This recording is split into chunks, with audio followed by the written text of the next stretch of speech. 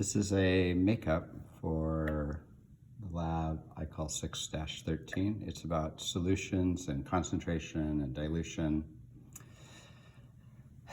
So we start with 10 drops in here of a KMnO4 solution. I'm sorry, talking so I lost count. That's KMnO4. So this is the pure solution. KMnO4 is actually a solid, so I have dissolved. It has water and KMnO4 in it, which I was not that clear during the lab. And then 1 drop. And what I want to do is I want to dilute that with 9. This time I have to count. 1, 2, 3, 4, 5, 6, 7, 8, 9.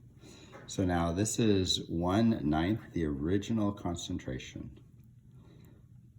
Do a little mixing with my pipette and then move 1 drop over. So I moved 1 drop of my 10th dilution. So I diluted it to 1/10 the original and moved 1 drop over and now drop 9 drops. 2, 3, 4, 5, 6, 7, 8, 9. And this solution is now diluted 10 divided by 10, so it's now 100th of the original solution. Move 1 drop over. And you can see that what's happening is 1, 2, 3, 4, 5, 6, 7, 8, 9. That my solution is getting weaker and weaker. Although we use weak in a different way in chemistry. So we say this solution is getting more and more dilute. 1, 2, 3, 4, 5, 6, 7, 8, 9. Or we say it's getting less concentrated. So more dilute is the same as less concentrated. There's just a touch of pink in there, and I think most of that, 1, 2, 3, 4, 5, 6, 7, 8, 9, is probably coming from anything left over in the test tube. So there it is. That's actually what I would have said. Oh, that's a good job. That's the beginning, and you have a bunch of questions to answer, and then you have to answer a hypothesis. And I really appreciate that you answer the hypothesis in number 12 before you write about this. But it's virtual, so you can do anything you want to.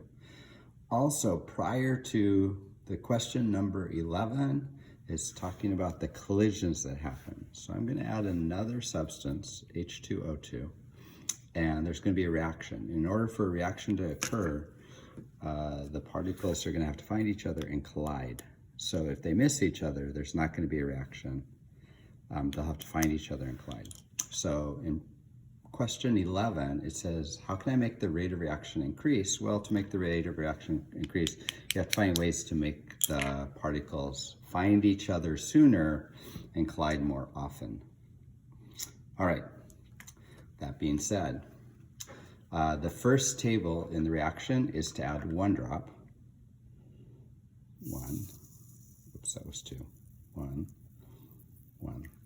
And then describe what you're seeing. And we had toothpicks to stir. I don't have toothpicks handy. And you talk about, oh, I saw the bubbles and how many bubbles and how fast the bubbles, and then about the change in color.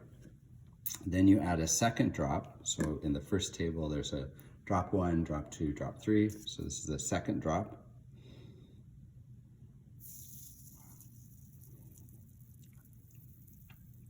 Apparently I'm really bad at drops.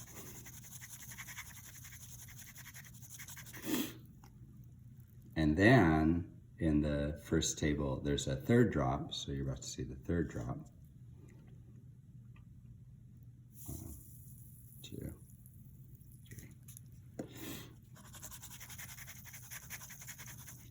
And you were supposed to talk about the difference in reaction. And I know it's a video, but as I kept adding, there was fewer bubbles being made. For this one, certainly, it went brown almost right away, and now it's almost clear. Okay.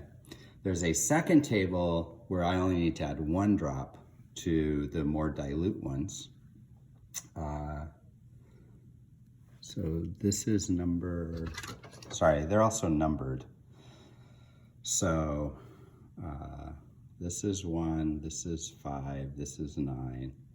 So I'm going to add it to 2, and then I'm going to add it to, sorry, I can't read that, 6, and then I'm going to add it to 10. Oh no, reverse. 10, and then 6, and then 2. So this is 1, this is 2. So here we go. 1 drop, 1 drop, 1 drop.